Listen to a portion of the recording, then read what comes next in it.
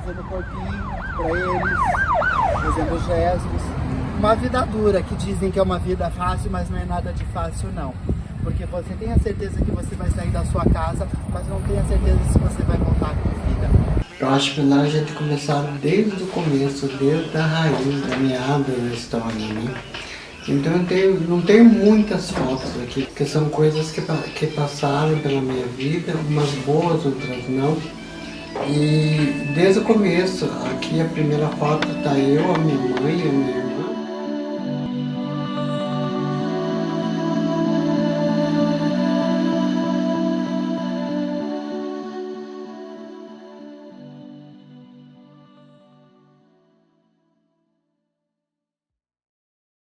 Aos 12 anos eu perdi a minha mãe. Eu morava só com a minha mãe, né? Foi uma tragédia que aconteceu em nossa família. Meu irmão matou minha mãe e se matou. Deu 2 tiros nela e um tiro na cabeça dele na minha frente, assim. E eu fui morar com meu pai. Depois do enterro da minha mãe, de 2 meses na casa do meu pai, eu já era afeminada, com os trejeitos femininos, com muito preconceituoso, uma família tradicional de italianos. Ele pegou e me jogou para fora, aos meus 11 para 12 anos. Ali eu peguei e fui para Caxias do Sul, para casa de uma irmã minha, aonde o meu cunhado e a minha irmã também viram que eu era afeminada e me jogaram para fora. Ali eu fiquei embaixo de uma marquise 2 meses, em Caxias do Sul, comendo o resto de lixo, dormindo embaixo da marquise. E para a rua de baixo era um ponto de prostituição de travestis. Aí numa noite fria de inverno, um frio terrível, passando frio, passou uma travesti, Cassandra Rios. Eu digo que hoje em dia ela é minha madrinha, porque ela que pegou e me batizou assim, entre aspas, e me deu o nome de Débora ali. Ela pegou e disse assim: escuta, você quer ir para minha casa?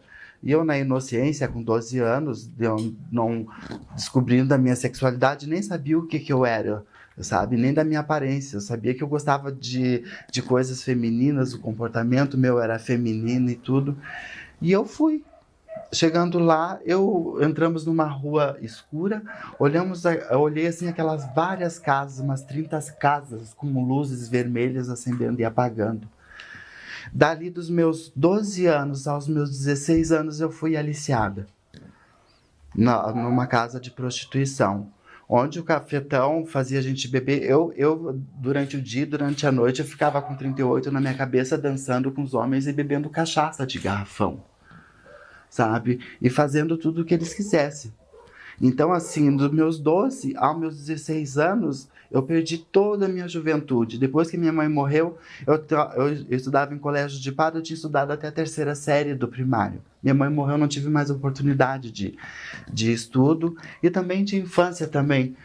Eu digo que a minha família, ela não pegou e me jogou só para fora e não roubou só as minhas oportunidades, mas ela roubou todas as chances que eu tinha da minha vida, de uma adolescência, de um jovem poder pegar e descobrir a sua sexualidade, a sua identidade de gênero. Eu não tive essa oportunidade de pegar e pensar assim: não, eu vou ser gay primeiro, que a maioria das travestis, antes de virar travesti, elas são gays, né? E depois é uma construção a nossa identidade de gênero. E eu não tive essa oportunidade. Eu fui forçado até meus 16 anos. Nos meus 16 anos eu consegui fugir de dentro da zona. Teve uma batida de policiais e nessa batida eu consegui fugir pelos fundos.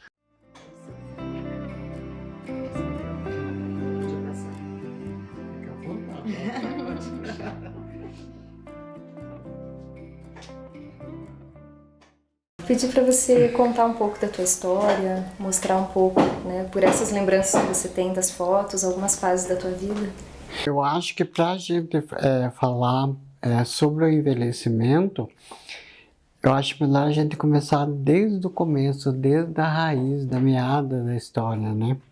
Então não tenho muitas fotos aqui, mas eu tenho poucas, que são coisas que passaram pela minha vida, umas boas, outras não. Aqui a primeira foto tá eu, a minha mãe e a minha irmã. Essa época acho que foi era muito novinha, demais eu tinha 10 anos, 9 para 10 anos. Eu era um piazinho ainda, eu nem sabia como que eu ia me definir ainda como gênero. Todo mundo sabia que eu era um gayzinho, mas ninguém sabia o que ia se transformar aquele gay com o passar dos tempos, né? Que na minha época não existia falar gay. Eles já falavam que a gente era viadinho, que a gente era bichinha, que a gente era mariconinha e aquela coisa. Eles perguntavam para os pais: nossa, mas o teu filho é tão estranho, a maneira dele agir é tão diferente dos outros. E meus próprios professores, na época, eles tinham a delicadeza de distinguir o que eu era, mas para não ofender, para não me magoar, eles sempre me isolavam para não ser atingida pelos outros companheiros de colégio, para não ter aquelas informações de gurizada em volta de mim. Eu sempre fui muito briguento. Eu sempre tinha 3, 4 brigas marcadas na hora da saída do colégio. Eu sempre ganhava, nunca perdia. Eu sempre batia na gurizada. Por causa da mania, porque era muito... não é que era chato. Se todo mundo sabia que eu era gay, por que todo mundo ficava falando que eu era bichinha, que eu era viadinho, que eu era... Umas brincadeiras de infância, brincadeiras bobas, mas que pra gente são coisas que marcam, né? E a minha família toda sempre falaram: para gostar da gente, ter amizade com a gente, participar da vida da gente e participar da casa da gente, tem que aceitar você do jeito que você é, meu filho.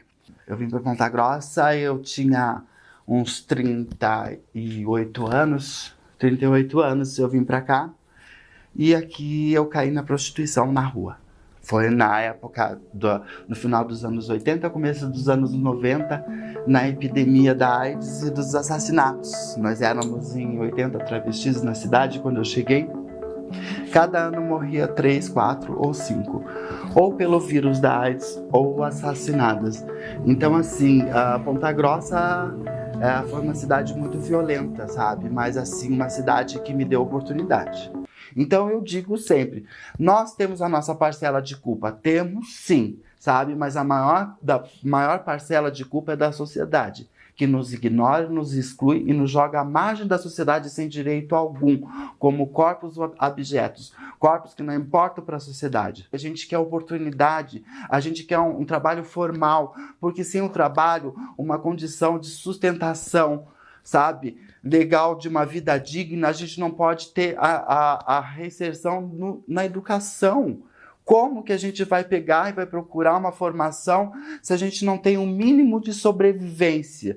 Muitas de nós não temos uma casa para morar, tem que pagar estadia todo dia, tem que pagar para comer. Como que vai fazer esse resgate? Então, será que nós temos a nossa culpa ou a maior parcela é realmente da sociedade? Claro que é da sociedade. Porque se a sociedade ela fosse menos hipócrita, ignorante e preconceituosa, ela pegava e parava e perguntava, né, o nosso histórico, perguntando se a gente, o que está precisando. Com certeza eu ia ter uma lista enorme na minha vida que eu ia dizer, eu quero primeiro um emprego. Que foi que aconteceu com a minha vida? Me deram oportunidade de emprego pela Fundação Municipal de Saúde, pela capacitação que eu fiz na época que foi implantado o Grupo Renascer da epidemia da AIDS, porque as nossas travestis estavam sendo assassinadas e mortas pelo vírus da AIDS e não tinham atendimento nenhum em Ponta Grossa. Nós estávamos morrendo à míngua. Violentada, me pegaram 6 horas, na época eu tinha um fusquinha, eu parei atrás do cemitério, onde eu fiquei 22 anos batalhando ali. Eu fui a primeira travesti a pegar e ir para trás do cemitério. E eu tinha um fusquinha, eu me lembro que eu estava estacionando meu fusquinha às 6h30 da tarde, que já era noite, que era inverno, e dois caras, um do lado e outro do outro, pegaram e me botaram. Sabe, assim, a faca aqui, e me fizeram descer. Ali não tinha, naquela época não tinha a igreja do Pastor Nelson, não tinha as outras clínicas, era um matão ali atrás. E nisso já veio mais 2, com vidro de tubão, assim, sabe, que eles falavam, tubão de cachaça, e me levaram para um terreno baldio. Das 6h30 até a 1h da madrugada, eu fiquei, eles fazendo rodízio comigo, e fazendo eu beber, sabe assim. Aonde eu consegui, um deles pegou e me ajudou, que tinha um telefone na frente da Premiata, da padaria Premiata, eu consegui ligar para minha companheira, ela pegou e conseguiu acionar a polícia, mas isso eles já tinham me largado, estouraram todas as válvulas do meu Fusca, sabe, para mim não poder fugir, e se mandaram. Mas eu fiquei das 6h30 até 1h sendo agredida e estrupada por eles, sabe? Quando o último me pegava, o outro largava, sabe? E foi assim. Uma vida terrível, sabe? Eu levei um tiro no pescoço, eu tava parada na esquina, o cara pegou e desceu do carro, pegou e disse assim, e aí, seu viado? Pegou e pá, entrou aqui e saiu aqui atrás, no meu pescoço. Sabe? Então foi coisas assim horríveis que aconteceram ali. E também o preconceito, sabe? Assim, o preconceito, porque depois aí veio a igreja, as pessoas da igreja pegando, até mesmo os fiéis, passavam, saíam da igreja, já pegavam gritando, viadão, ou faziam a volta, jogavam extintor, ou jogavam ovo na gente, saindo da igreja. E aí eu me achei no direito de pegar e me capacitar, e nisso eu tive oportunidade da nossa Fundação Municipal de Saúde na área das ISTs, HIV, AIDS, hepatites virais e sífilis, onde vai fazer 7 anos que eu estou trabalhando na área da saúde e há 8 anos eu voltei a estudar. Você veja, isso é o resgate. É o resgate da nossa população, principalmente da nossa população de travestis e transexuais que não tem oportunidade de trabalho. Aqui em Ponta Grossa, a gente andava na rua, a gente era apedrejada, sabe, assim. Não tinha oportunidade de estudo, sabe, assim. Eu fui vedada dentro da escola estadual, dentro da nossa universidade eu fui, sabe, assim. Por eu querer pegar e fazer, cumprir com o meu direito de cidadão, de querer aprender, me formar, de ter uma capacitação, oportunidade de educação mesmo, sabe, assim. E eu digo que eu acho que a educação é em primeiro lugar.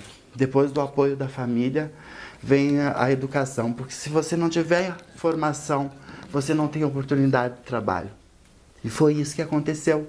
Eu não tinha formação, tinha estudado até a 3ª série do primário, até meus 39 anos, quase 40 anos, eu comecei a estudar. Essa foto aqui, a minha mãe jamais ia imaginar que eu ia virar o que eu virei em 80. Eu fui fui a primeira travesti a surgir em Ponta Grossa, a primeira travesti a colocar silicone. Então eu trouxe novidades para as travestis pontagrossenses que eram só harmonizadas na época, né? E eu era muito bonita demais, as pessoas queriam conhecer, as pessoas queriam ver quem era aquela loira linda demais, porque na maioria das vezes tinha pessoas que não acreditavam que eu era travesti.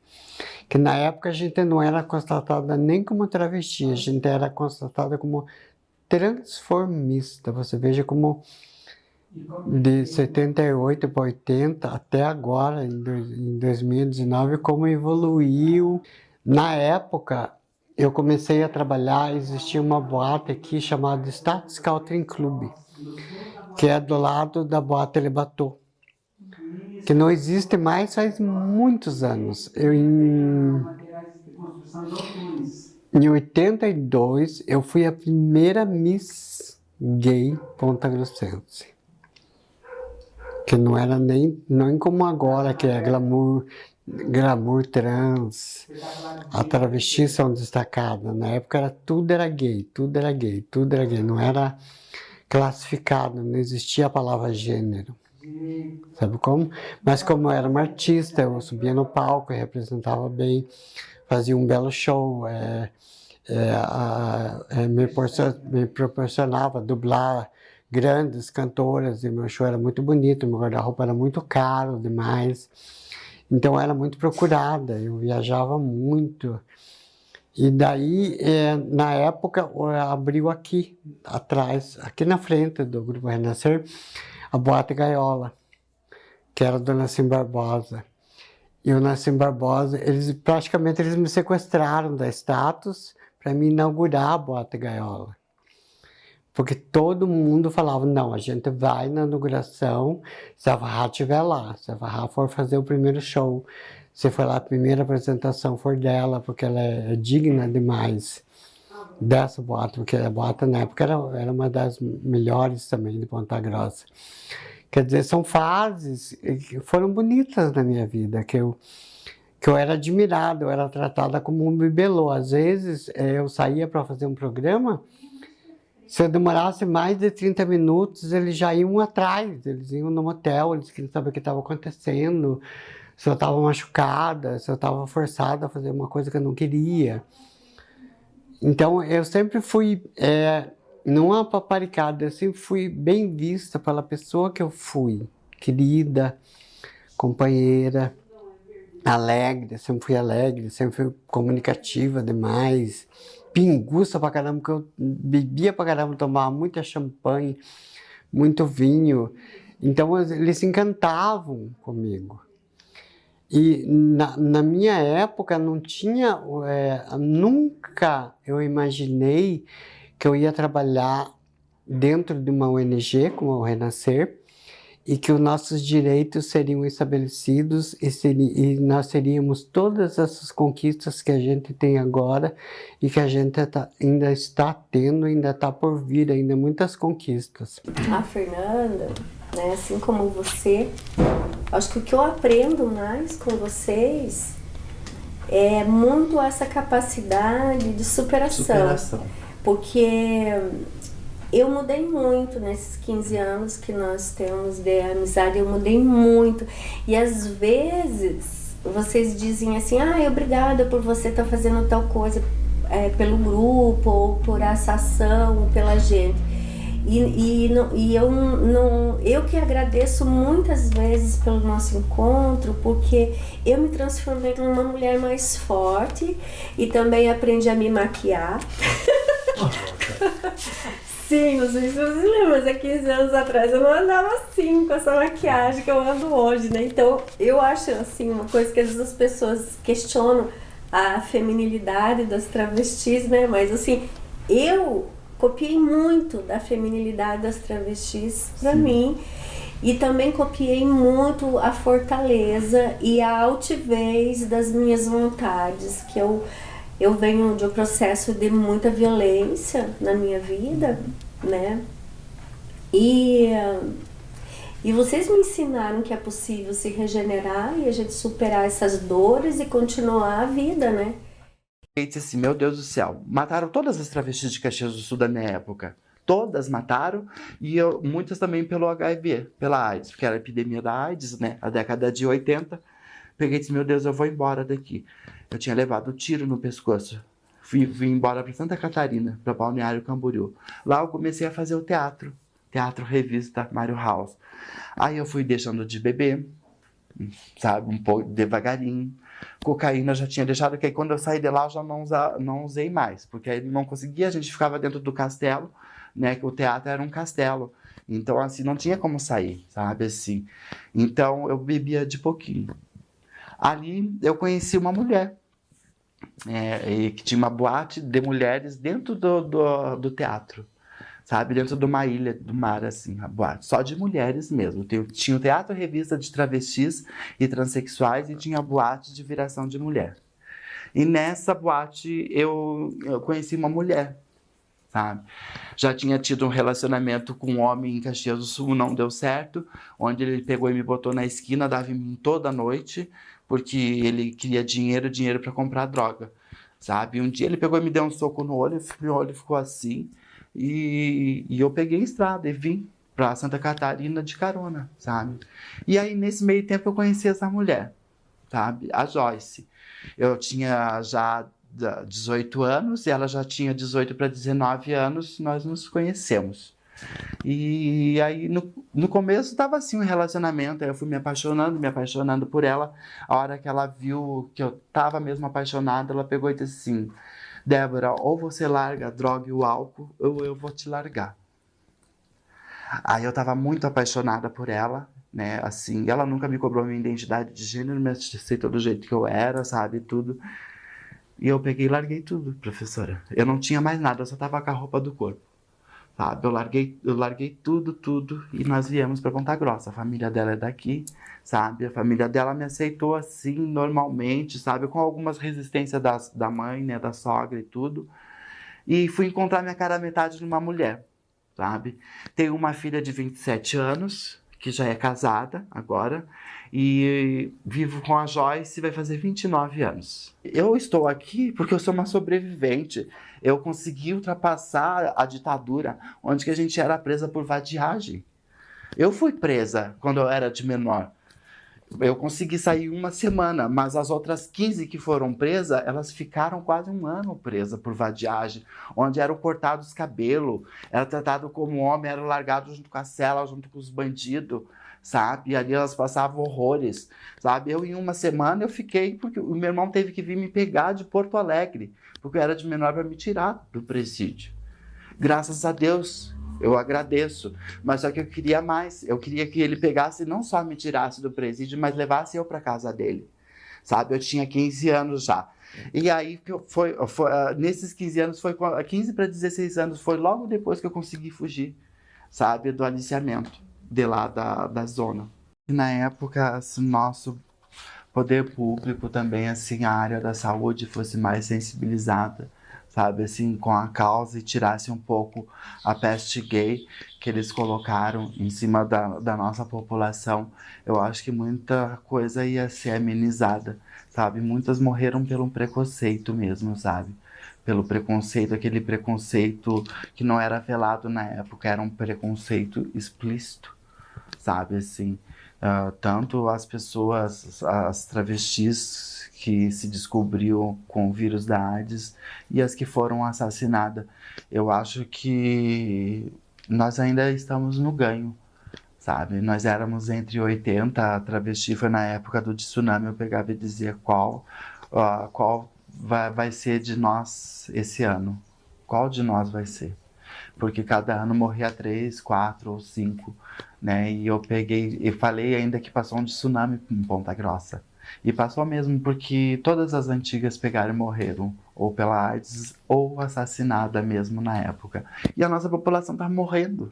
Está morrendo, nós estamos envelhecendo. Estão falando, não, nós estamos ultrapassando a expectativa de vida de 25 a 35 anos, mas nós estamos envelhecendo doentes. Assim, na minha época, para ser travesti, tinha que ter silicone no corpo.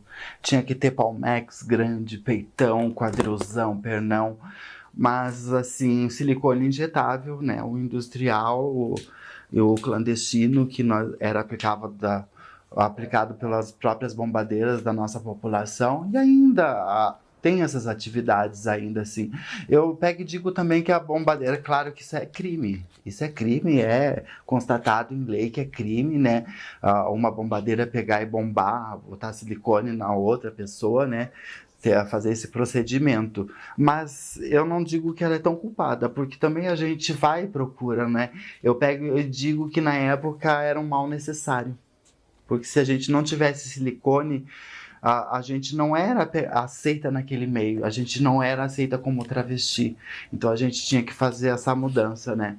E essa mudança, com o passar do tempo, nos dias, nos anos, nos meses e nos anos que vão passando, é lindo, fica lindo um corpo, é o corpo que você deseja, porque você descobrir a sua identidade de gênero, qual é a sua vontade, é chegar mais próximo da visão, da característica de uma mulher, né, do semblante, do delinear do corpo de uma mulher.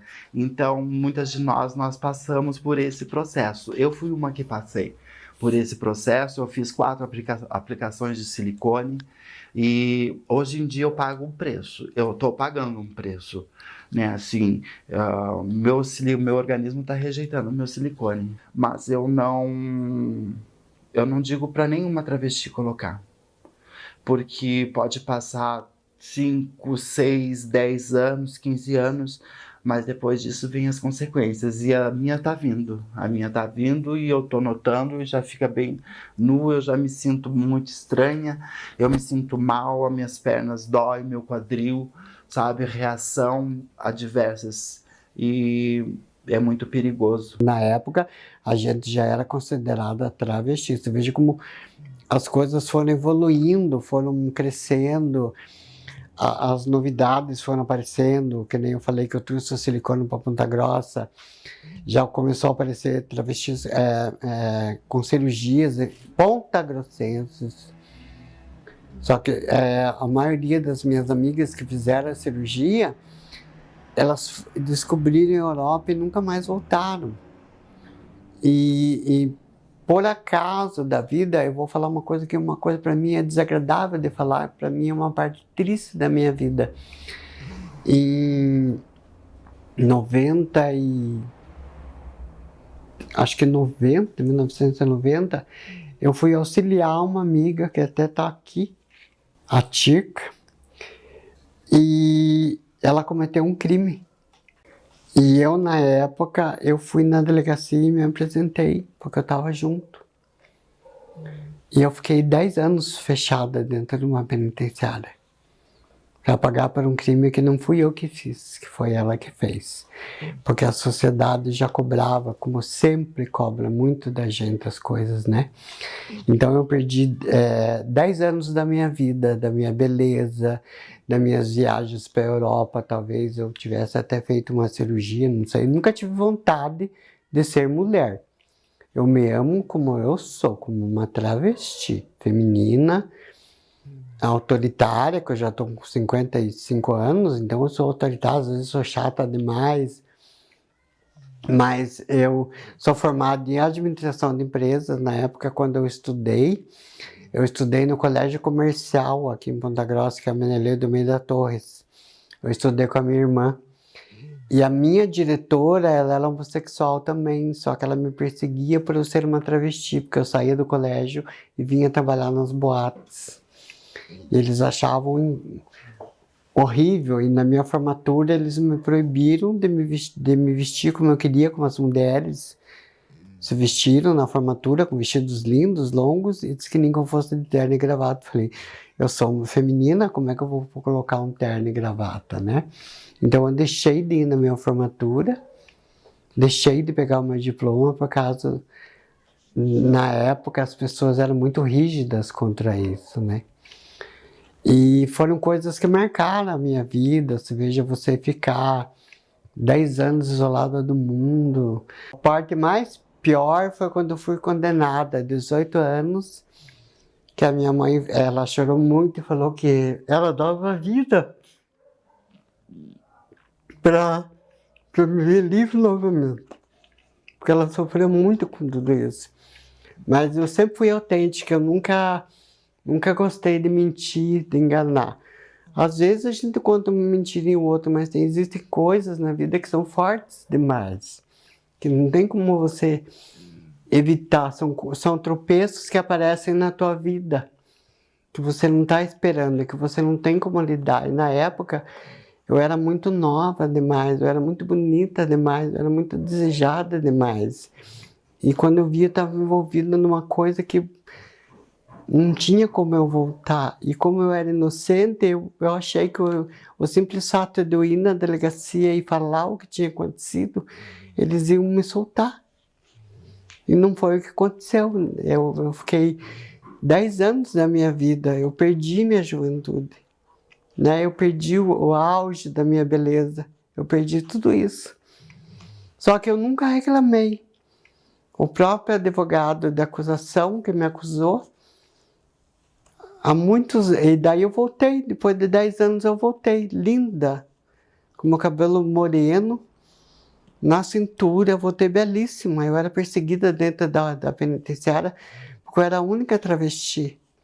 Então eu apanhava muito, eu vivia muito no castigo máximo. Foram fases que eu digo foram tristes, mas foram experiências de vida para mim. Que são coisas que eu evito de falar, sabe? Mas eu acho que como agora é uma coisa que são histórias de vida, e como eu envelheci, são histórias que ficaram para trás. Eu não devo nada para a justiça. Eu sou uma pessoa feliz, sou uma ativista, sempre vou ser, eu acho, uma ativista. Às vezes eu perco a cancha, não quero mais trabalhar, não quero mais orientar, não quero mais... Porque eu acho assim, as travestis, elas sofrem tanto, as transexuais, elas sofrem tanto, querendo a perfeição de se plastificar, de colocar silicone demais, de se plastificarem demais, que muitas não veem a beleza que elas ficam, elas não chegam a ficam lindas e não chegam a ver a sua beleza, pelo exagero do uso de silicone, que eu sou totalmente ao contrário. Toda vez que uma travesti vem falar para mim que o desejo delas é colocar 8, 10, 20 litros, 22, 30 litros de silicone, eu digo, pelo amor de Deus, você não sabe a consequência que você vai ter na sua vida com o passar dos anos, que isso vai fazer no teu organismo, que vai fazer para você, que vai fazer você se sentir. Porque você olhar para mim e me admirar é uma coisa, agora, às vezes, eu sempre falo para a Débora, às vezes eu estou deitada, vou me virar na cama, esqueço, passo o quadril muito rápido demais, de bem em cima onde tem um silicone, ou então eu bato o peito com força demais. Meu Deus, é uma dor simplesmente insuportável, horrível. Ou às vezes quando a gente cai sem querer, as dores que a gente... são consequências que o próprio silicone traz. Estava num projeto de distribuição de preservativo. A gente trabalhava como voluntário na noite para distribuir preservativo, né? E aí vem aquela mulher linda, loira, com cabelo até que assim, todo esvoaçante, e com a barriga toda tatuada. E eu falei, nossa, quem será? E aí ela sentou e disse, o que vocês querem? O movimento da vida. A vida é por aí, feito uma roda gigante. Todo mundo dentro. E eu aqui, ó. Sempre do lado de fora. Nada.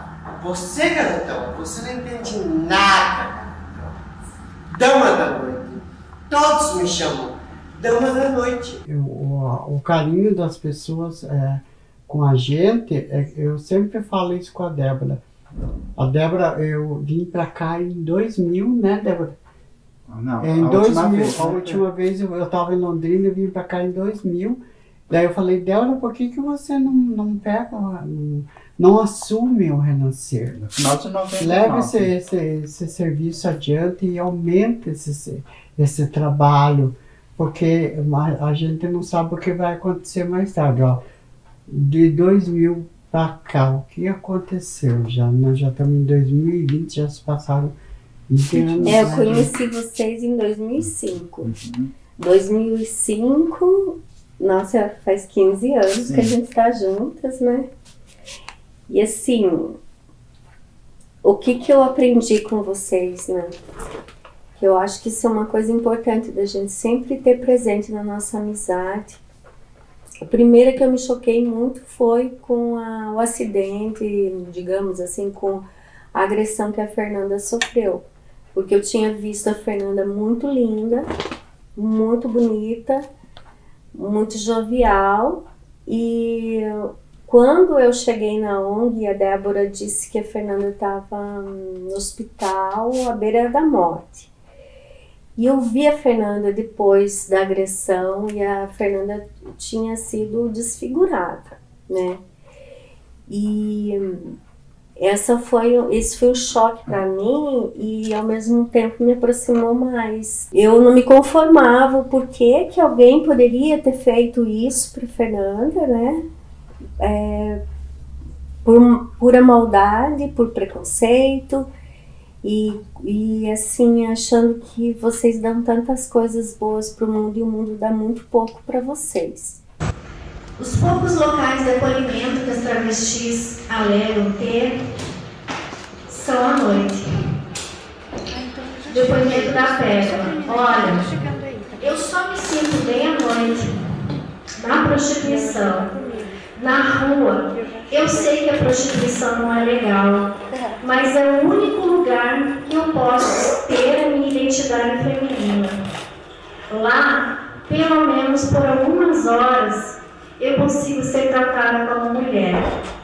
Pelo menos por algumas horas eu consigo ser quem realmente eu sou. Para mim é muito difícil falar da existência delas. Que eu fico sempre emocionada.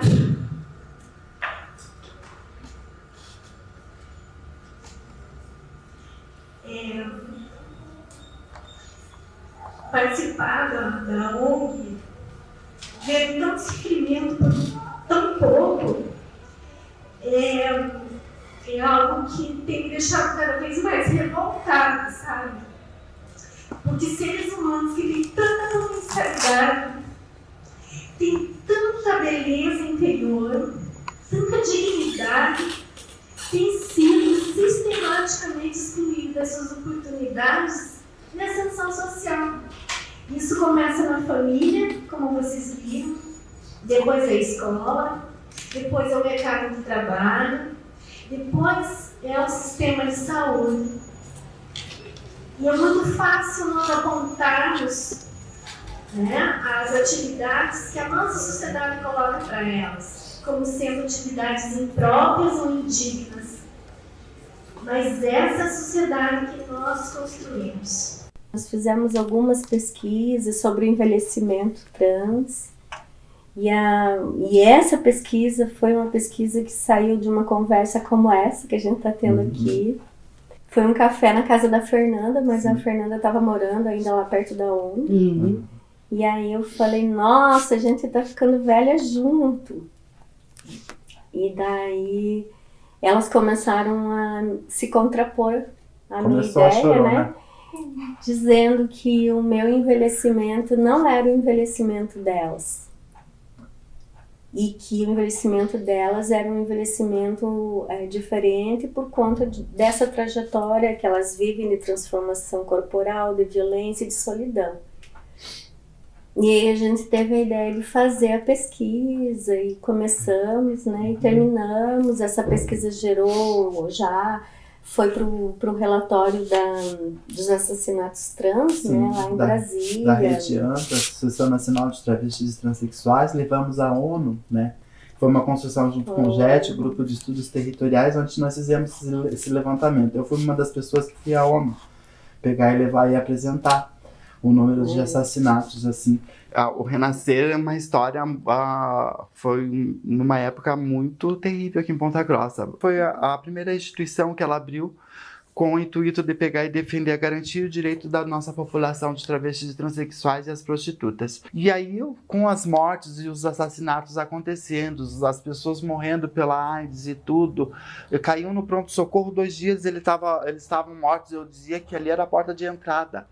O pronto-socorro era um açougue, sabe? Nossas travestis entravam, podia contar que elas morriam. Então, nessa época, eu peguei o Grupo Renascer. Eu disse, vou abrir uma instituição direcionada à população LGBT. E, particularmente, trabalhar com a nossa população de travesti, que está doente. E, realmente, quase todas já estavam contaminadas com o vírus da AIDS.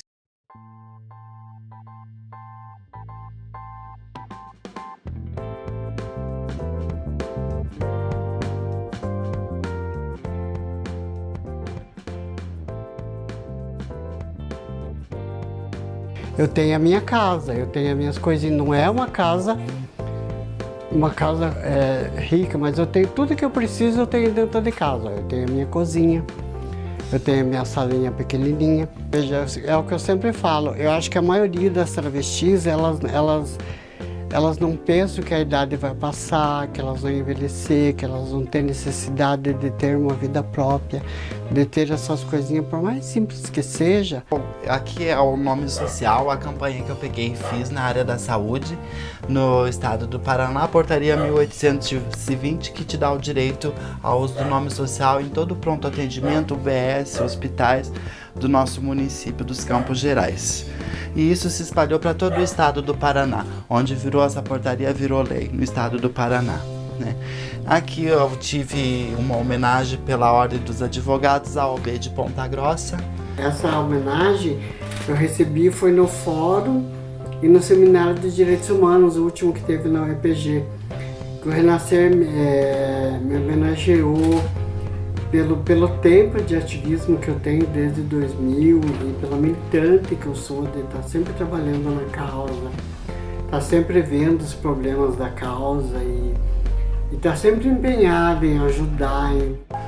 E aqui, o primeiro processo que eu peguei, entrei com a nossa universidade para garantir o meu direito do nome social para um provão de eliminação de matérias onde que não me deram o direito, mas eu consegui esse direito. A minha santinha sempre tem a luz para iluminar ela, para iluminar minha casa, que eu acho que a gente tem que ter fé. Eu acho que se todo mundo tivesse fé, talvez o mundo seria melhor e as pessoas vivessem até um pouco melhor, né?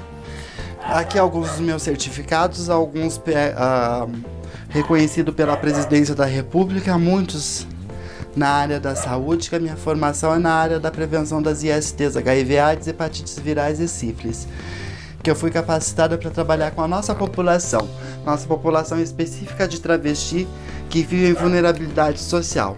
Nós não temos mais grupo de risco, mas sim comportamento de risco. Não sei se é aqui que ela tá. Aqui, ó. Essa é a Fernanda, ó. Ela tá sempre guardada, ó.